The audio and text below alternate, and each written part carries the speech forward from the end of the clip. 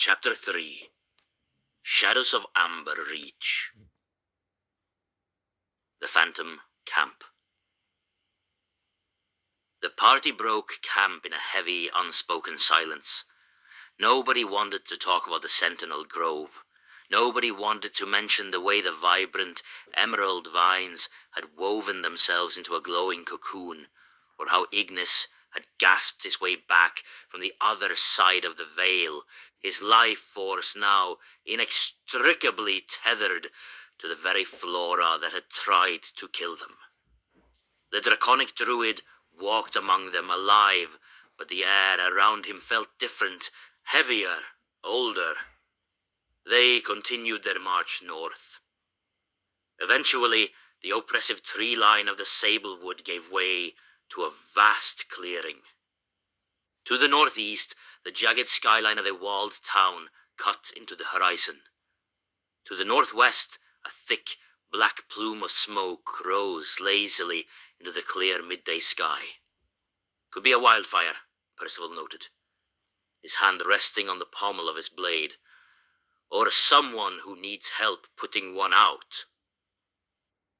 The party diverted northwest, their senses on high alert, but what they found was far more unsettling than a raging inferno. They pushed through the brush into an abandoned campsite. A campfire sat in the center, its embers still hissing and smoking, having been extinguished mere moments before their arrival. Yet, as Darmodge and the others scoured the perimeter, a cold realization washed over them.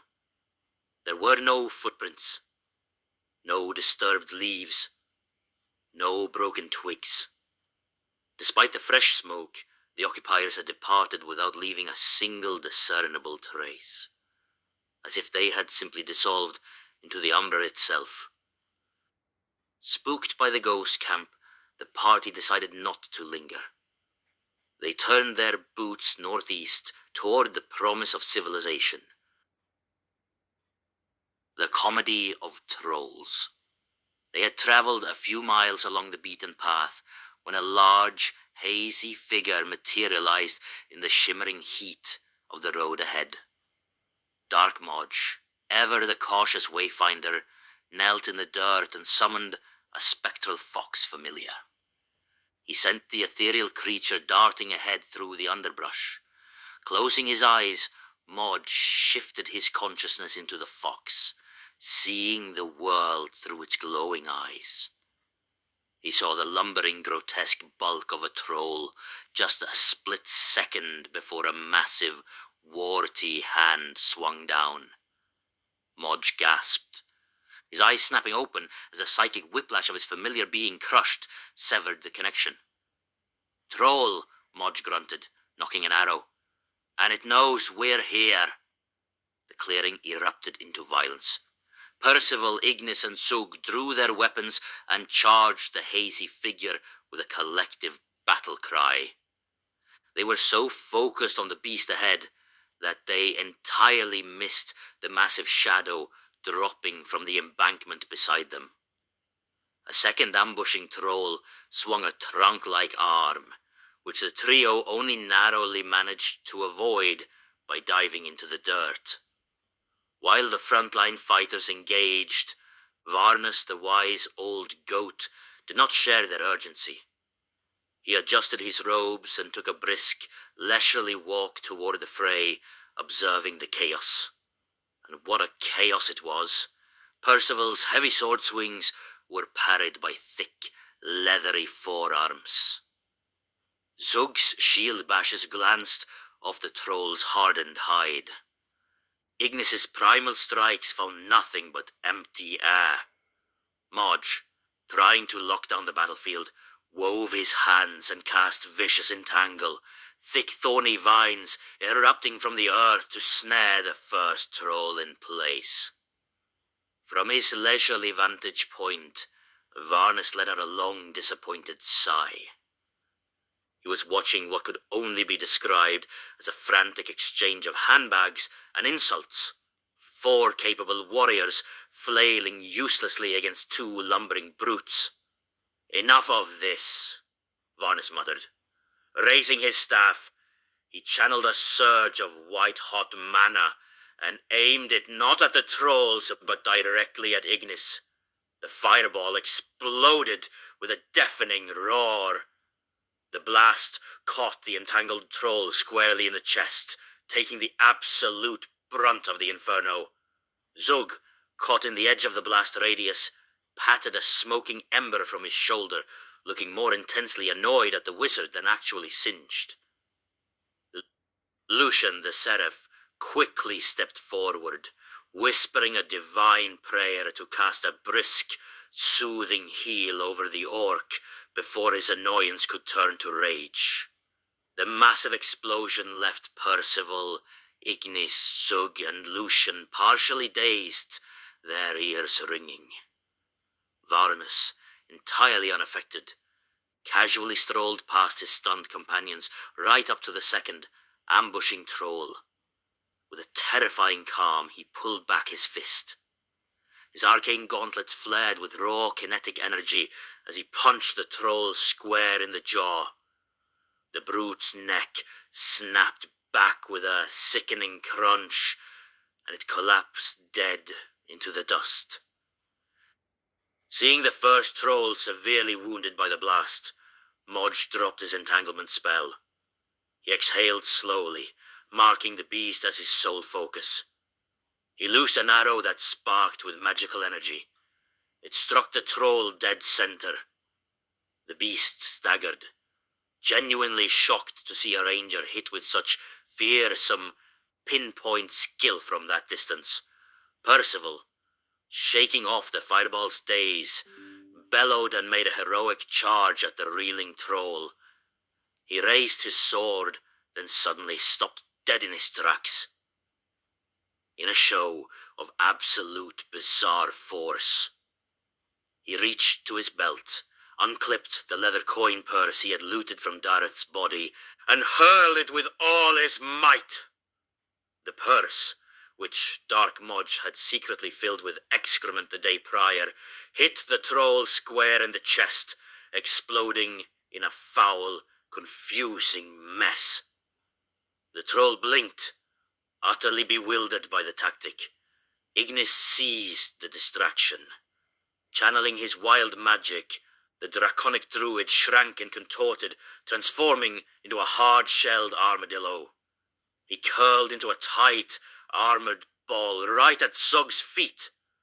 Zug's snuff-nuff didn't miss a beat. The massive orc reached down, grabbed the armadillo, and hurled him like a cannonball directly at the troll's face. The enraged troll reflexively swung its massive fist to swat the projectile out of the air. Flesh met armored shell. The troll let out a howl of pain, clutching its shattered knuckles, having severely injured itself on Ignis's magical carapace. Watching from the sidelines, Varnus threw his head back and laughed, thoroughly amused by the utter absurdity of the maneuver. While the troll wailed over its broken hand, Modge drew one final arrow. With cold, ruthless precision, he let it fly. The shaft buried itself deep into the troll's eye socket, felling the beast for good. As the dust settled, Percival kicked over the bodies, his eyes catching the glint of metal. From the troll's loincloth, he pulled free a strange, heavy metal rod covered in glowing, dormant runes. Varnus sauntered over to Zug, a coy smile playing on his wizened face. "You're looking a bit hot under the collar, Dabu. Shall we take a little rest?" The happiest creatures. The party took a brief reprieve on the roadside to bind their wounds.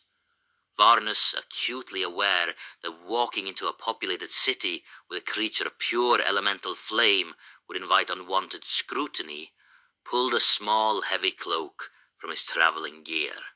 He carefully draped it over Cinder, hiding the fire penguin's true, radiant form beneath the drab fabric. Meanwhile, Ignis's draconic nostrils flared. He smelled the faint, metallic tang of dormant magic in the air. Following the scent, he approached Percival and inspected the strange rod. Running his fingers over the runes, the druid spoke a word of activation. A quiet click echoed from the metal. Ignis let go, but the rod didn't fall. It remained suspended mid-air. Zug leaned his entire, massive body weight against it, but the rod held fast, anchored immovably to the very fabric of space. Stowing their new prize, the party finally approached Amber Reach. They passed through a sprawling outer ring of muddy shanties, before arriving at the city proper. The walls were constructed of thick black stone, imposing and ancient. Passing through the giant iron gates, they were greeted by a clear, bright midday sky. The high noon sun sat directly above the narrow, winding streets, casting sharp, dramatic shadows between the tall Gothic buildings. The bustling market square was a sensory overload, a heavy blend of old, wet stone, recent rain, and the cloying, sweet scent of amber incense. They approached a busy merchant stall overflowing with strange trinkets. The local trader paused his haggling, his eyes scanning the heavily armed, dirt-covered party with obvious disdain. Ignis stepped forward, trying to shout questions over the deafening noise of the square. The trader just smiled sharply, crossing his arms, entirely unwilling to share valuable city rumors with a pack of loud outsiders. Percival, hoping to buy favor with a show of force, stepped up and activated the immovable rod, leaning on it to showcase their magical wealth. The merchant didn't look impressed. He just looked deeply annoyed. Varnus, reading the merchant's irritation like an open book, smoothly interjected, stepping in front of the warrior. "I do apologize for the disruption," the old faun said, his voice dripping with a refined, aristocratic charm. "But you must forgive them. If ignorance truly is bliss, my good man, you are currently standing in the presence of the happiest creatures in the known realms." The merchant paused, processed the thinly veiled insult leveled at the party, and burst into a hearty laugh. His demeanor instantly thawed. Receptive to Varnus's wit, he happily answered their questions and pointed them toward a specific tavern in the lower district. Varnus, sealing the deal, pressed a generous handful of gold into the merchant's palm. "Do me a favor," Varnus murmured. "Let the other merchants know good things about us. A little reputation goes a long way." The smoky haven. With the bright sun overhead and the endless Gothic spires stretching in every direction, their first real lead was finally within grasp. As they stood outside the heavy wooden doors of the tavern, Varnus turned to the group, his face turning deadly serious. "Be on guard," he warned softly. "Keep a low profile. Do not draw attention to yourselves. Oh, and someone else is buying the drinks. Consider it payment for my saving your backsides at the market." They stepped through the doors, leaving the bright midday sun for a room that felt like a dark, smoky cave. The air was thick and sweltering, heavy with the smell of stale ale, roasting meat, and that ever-present, sweet amber incense. Rows of rough, scarred wooden tables were crowded with quiet patrons whispering in dark corners. The flickering glow of tallow candles and a roaring stone fireplace provided the only light, casting long, dancing shadows across the low wooden beams where dried herbs and iron pots hung above a sticky, sawdust-covered floor. At the back, a burly barkeep was wiping down a stained dark oak counter, sliding heavy clay mugs to tired travelers.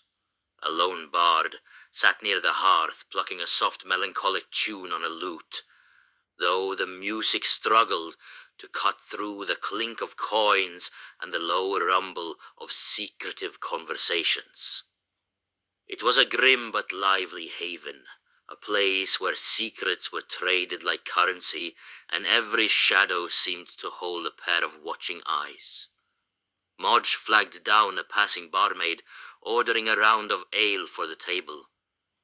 Varnus, taking no chances, made a beeline for the bar to establish rapport with the owner.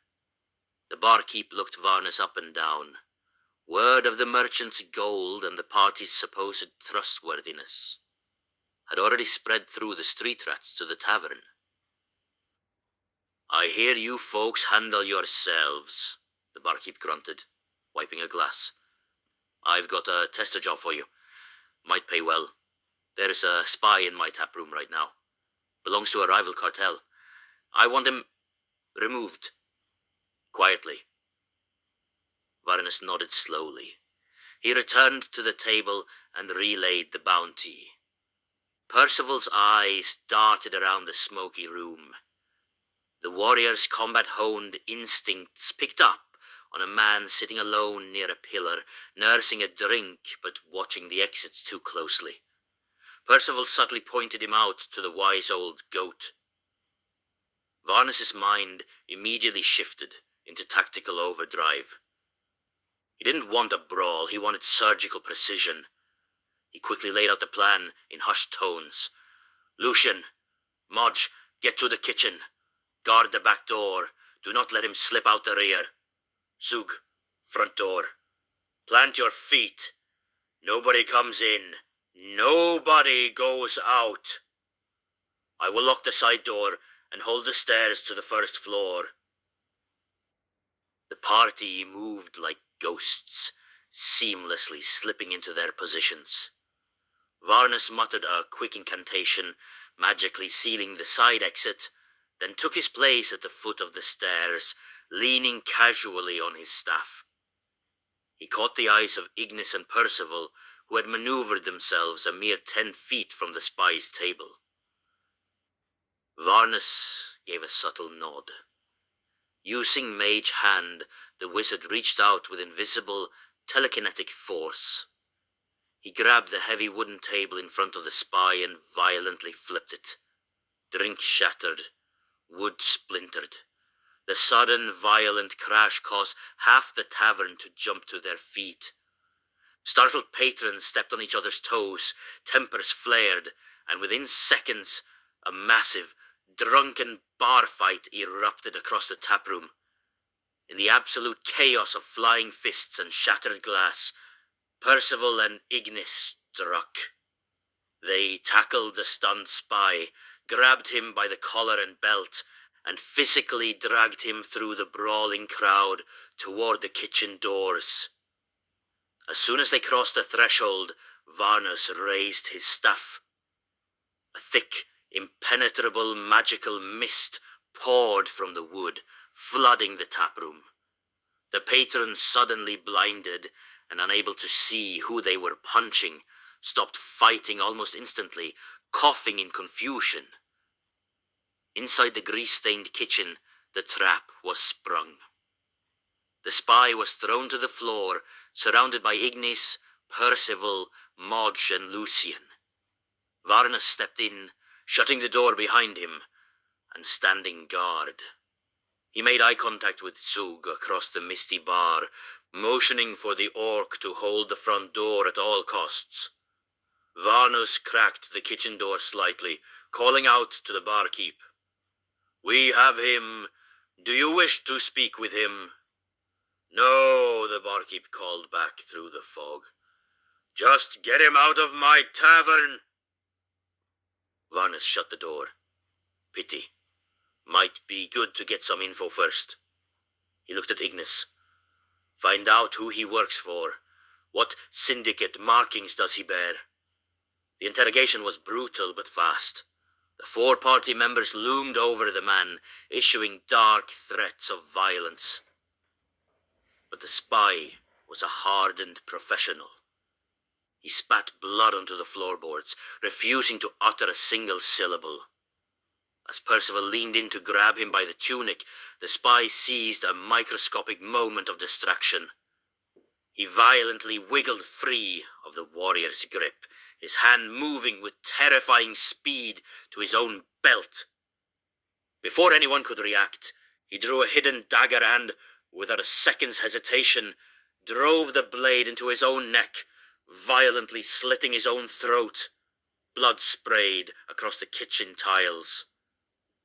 The man collapsed, his eyes wide but defiant, as he choked on his own lifeblood. "Varnus!" Ignis yelled, stepping back in shock. Varnus turned, staring at the bleeding corpse in genuine, quiet disbelief. The wise old goat narrowed his eyes, his mind spinning with the sheer terrifying implications of the act. What secret, he pondered, is so profoundly dangerous that it is worth dying on a dirty kitchen floor to keep? With a heavy sigh, Varnus dismissed the mist in the taproom. He opened the door, motioning for Zug to stand down from the entrance. He looked back at his 4 companions standing over the body. "Clean up this mess," Varnus ordered coldly, "and get rid of the body." When the blood was scrubbed and the corpse disposed of in the dark alleys behind the tavern, the barkeep approached them, thoroughly impressed by their brutal efficiency. True to his word, he slid keys across the bar, offering the party a hot meal and free board for the night. They had survived their first day in Amber Reach, but the blood on their boots was a grim reminder. In this city, life was cheap, and secrets were bought with blood.